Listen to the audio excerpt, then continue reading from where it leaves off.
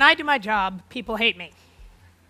In fact, the better I do my job, the more people hate me. And no, I'm not a meter maid, and I'm not an undertaker. I am a progressive lesbian talking head on Fox News. So y'all heard that right, just to make sure, right? I am a gay talking head on Fox News. I'm going to tell you how I do it and the most important thing I've learned. So I go on television. I debate people who literally want to obliterate everything I believe in some cases who don't want me and people like me to even exist.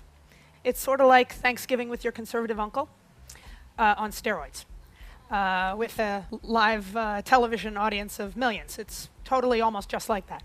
And that's just on air. The hate mail I get is unbelievable. Last week alone, I got 238 pieces of nasty email and more hate tweets than I can even count.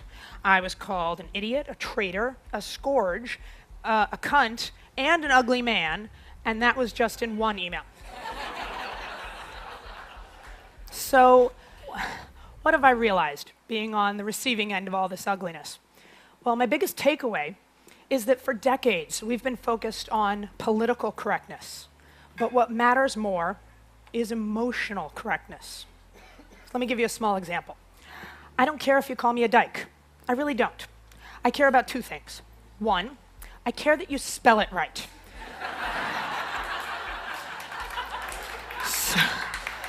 Just quick refresher, it's D-Y-K-E. You'd totally be surprised.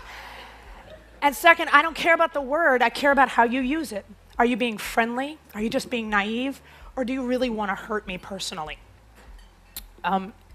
Emotional correctness is the tone, the feeling, how we say what we say, the respect and compassion we show one another. And what I've realized is that political persuasion doesn't begin with ideas or facts or data. Political persuasion begins with being emotionally correct. So when I first went to go work at Fox News, true confession, I expected there to be marks in the carpet from all the knuckle dragging, right? That, by the way, in case you're paying attention, is not emotionally correct. But liberals on my side, we can be self-righteous, we can be condescending, we can be dismissive of anyone who doesn't agree with us. In other words, we can be politically right, but emotionally wrong. And incidentally, that means that people don't like us, right? Now here's the kicker. Conservatives are really nice. I mean, not all of them, and not the ones who send me hate mail, but you would be surprised. Sean Hannity is one of the sweetest guys I've ever met. He spends his free time trying to fix up his staff on blind dates, and I know that if I ever had a problem, he would do anything he could to help. Now, I think Sean Hannity is 99% politically wrong, but his emotional correctness is strikingly impressive, and that's why people listen to him. Because you can't get anyone to agree with you if they don't even listen to you first.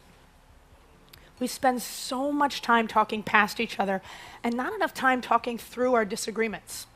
And if we can start to find compassion for one another, then we have a shot at building common ground. It actually sounds really hokey to sort of say it standing up here, but when you try to put it in practice, it's really powerful. So, someone who says they hate immigrants, I try to imagine how scared they must be that their community is changing from what they've always known. Or someone who says they don't like teachers' unions. I bet they're really devastated to see their kids' school going into the gutter and they're just looking for someone to blame. Our challenge is to find the compassion for others that we want them to have for us. That is emotional correctness. I'm not saying it's easy. An average of like 5.6 times per day, I have to stop myself from responding to all of my hate mail with a flurry of vile profanities. This whole, sort of finding compassion and common ground with your enemies thing is kind of like a political, spiritual practice for me, and I ain't the Dalai Lama. I'm not perfect, but what I am is optimistic, because I don't just get hate mail. I get a lot of really nice letters, lots of them. And one of my all-time favorites begins, I'm not a big fan of your political leanings, or your sometimes tortured logic. But I'm a big fan of you as a person. Now, this guy doesn't agree with me, yet. But he's listening. Not because of what I said, but because of how I said it. And somehow, even though we've never met, we've managed to form a connection. That's emotional correctness. And that's how we start the conversations that really lead to change. Thank you.